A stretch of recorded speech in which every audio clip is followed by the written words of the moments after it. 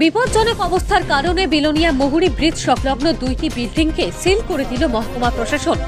যে কোনো সময়ই ভেঙে যেতে পারে বিল্ডিং, যার ফলে জীবনহানির সম্ভাবনা রয়েছে। সবকিছুর নিরিখে বৃহস্পতিবার বিকেল 5:30 নাগাদ বিলোনিয়া মহকুমা প্রশাসন আধিকারিকরা ছুটে গিয়ে সিল করে দিল দুইটি বিল্ডিং। ভারী বর্ষণের জেরে মহুরী নদীর জল ভয়ঙ্কর রূপ ধারণ করে জলস্রোতে বয়ে যায় একুল দুকুল ছাপিয়ে। এর ফলে খরস্রোতা নদীর গতিবেগের কারণে দুপাশের জায়গার মাটি নদীর গর্ভে চলে যাওয়াতে বিল্ডিং দুইটির নিচের মাটি সরে গিয়ে বিপজ্জনক অবস্থার মধ্যে দাঁড়িয়ে পড়েছে। জনস্বার্থে ও মালিকদের স্বার্থে এই বিল্ডিং দুটি সিল করে দেয় বলে জানান বিলোনিয়া অতিরিক্ত মহকুমা শাসক আশিস বিশ্বাস। বিলোনিয়া মহকুমা প্রশাসনের পক্ষ থেকে বনকর ব্রিজের সঙ্গে দুটো বিল্ডিং আপনারা দেখতে পাচ্ছেন, যেগুলি রিসেন্টলি যে ফ্লাড হয়েছে সেই ফ্লাডে এফেক্টেড হয়েছে।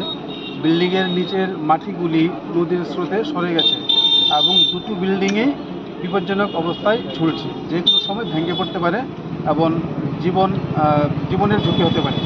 আমার পেছনে যে বিল্ডিংটি রয়েছে সেই বিল্ডিংয়ের মধ্যে হোটেলের কাজ চলছে, এখনও সেখানে কাস্টমার আসছে, হোটেলে বসে খাচ্ছে এবং বিল্ডিংয়ের শেষ প্রান্তে গিয়ে ওরা হাত ধুচ্ছে।